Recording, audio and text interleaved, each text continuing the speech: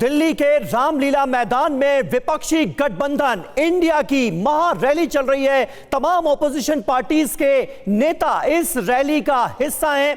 इस वक्त national conference के फारूक अब्दुल्ला क्या कह रहे हैं, आइए सुनते हैं। हुकूमत को हराएगा और आपकी हुकूमत लाएगा।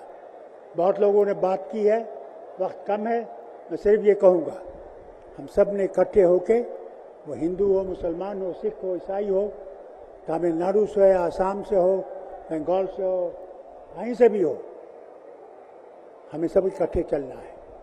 मुझे बहुत खुशी हुई जब महबूबा जी यहाँ तशरीफ लाई और उन्होंने साफ कहा इंडिया गठबंधन को हमने मजबूत करना है, उसमें हम सब आपके साथ हैं, रहेंगे जब तक जिंदगी है और दम है। हम लोग इस गठबंधन को छोड़ने वाले नहीं हैं। बहुत बहुत शुक्रिया। मैं सिर्फ आपसे निवेदन करूंगा, मेरे साथ 3 दफा हाथ उठा के जय हिंद कहिए, मैं भी देखूं आपका जज्बा कितना है। जय हिंद। अरे ये तो हाथ ही नहीं उठा रहे हो, क्या हो गया? जय हिंद, जय हिंद। फारूक साहब को बहुत बहुत धन्यवाद, उन्होंने टाइम से कम में अपनी बात खड़ी खत्म की। देखिए, नेशनल कॉन्फ्रेंस के अध्यक्ष फारूक अब्दुल्ला को आप सुन रहे थे। इससे पहले महबूबा मुफ्ती मंच पर मौजूद थी, उनकी तरफ से भी सरकार पर हमला बोला गया है, तानाशाही का आरोप लगाया गया है। और अब मंच पर सौरभ भारद्वाज मंच को संचालित करते हुए नजर आ रहे हैं। नासिर हुसैन उनके साथ खड़े हुए हैं, जो कि कांग्रेस पार्टी के राज्यसभा सांसद हैं। हमारे साथ हमारे तमाम सहयोगी इस वक्त मौजूद हैं। कुमार विक्रांत हमारे साथ मौजूद हैं, सुरभि शर्मा हमारे साथ मौजूद हैं। सुरभि, नेशनल कॉन्फ्रेंस के फारूक अब्दुल्ला को हम सुन रहे थे, महबूबा मुफ्ती के बयानों का भी उन्होंने जिक्र किया, यानी मैसेज ये भी देने की कोशिश हो रही है कि जम्मू कश्मीर में भले ही महबूबा मुफ्ती साथ ना हो, उन्हें गठबंधन से अलग कर दिया गया हो, लेकिन केंद्र के लेवल पर, देश के लेवल पर इंडिया गठबंधन एकजुट है। बिल्कुल, और उसमें उन्होंने स्पेसिफिकली तौर पर यह बात कही कि विपक्ष मजबूत के साथ अगर आज उनका मुकाबला करने के लिए तैयार है तो ये हिम्मत सरकार को भी दिखानी चाहिए।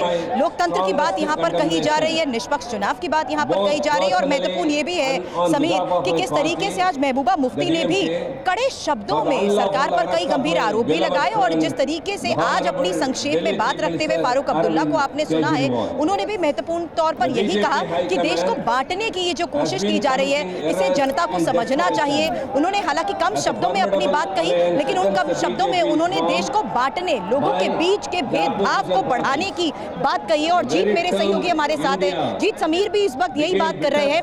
भले ही फारूक अब्दुल्ला ने अपनी बात संक्षेप में कही, लेकिन देश में लोगों को बांटने की बात, और साथ ही महबूबा मुफ्ती ने भी आज जिस तरीके से तीखे वार किए, चुनाव को देखते हुए जनता के बीच सभी ने एक बड़ी बात कही है कि विपक्ष मुद्दों की बात करता है और उन्हीं मुद्दों से सरकार बिल्कुल। देखिए, फारूक अब्दुल्ला जब अपनी बात शुरुआत की या महबूबा मुफ्ती की बात करूं, कहा कि हमें हमारा मकसद संविधान को बचाना है। और साफ तौर पर यह भी उन्होंने एक आरोप लगाया कि जो देश के मुख्य न्यायाधीश हैं उनको धमकी जा रही है, भाई को भाई से लड़ाया जा रहा है, नफरत की बात। दूसरा, जो बीच में कुछ नेता इधर से उधर हुए थे, यानी कि इंडिया गठबंधन से उधर गए थे, उन्होंने कहा कि जब तक मैं जिंदा हूँ, मरते दम तक मैं इंडिया गठबंधन का हिस्सा हूँ। और साफ तौर पर कहा कि सामने चुनाव है, आज जो तमाम जो संविधान है, जो संस्थाएं हैं, वो खतरे में। और इस वक्त मंच पर डीएमके के सांसद त्रिची सिवा आ चुके हैं, उनकी तरफ से क्या कहा जा रहा है और डीएमके का इस रैली को लेकर, ऑपोजिशन के गठबंधन को लेकर क्या रुख है, सुनिए। To fear, join the BJP, and all actions against them are halted. Even the cases against them are withdrawn. However, if someone dares to stand up against their intimidation, they are arrested and imprisoned. This sounds like an undeclared emergency in India. Our beloved friend and Jharkhand Chief Minister Hemant Soren was arrested first.